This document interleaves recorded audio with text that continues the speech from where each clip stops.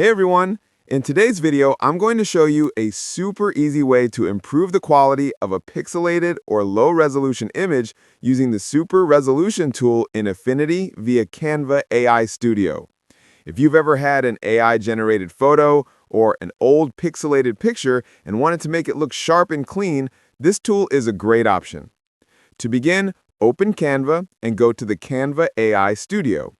Keep in mind that this feature is available only for Canva Pro users, so you'll need an active subscription to access it. Once you're inside, select the image you want to enhance.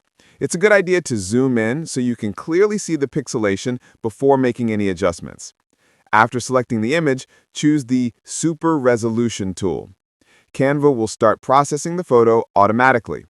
Once it finishes, you'll see a before and after slider that allows you to compare the original and the enhanced image in real time. Simply drag the slider to preview the improvement. You can also increase the resolution strength, going up to around 380% if you want a more refined result. While the enhancement may not always be absolutely perfect, it does a solid job at cleaning up details like the face, eyes, and overall clarity.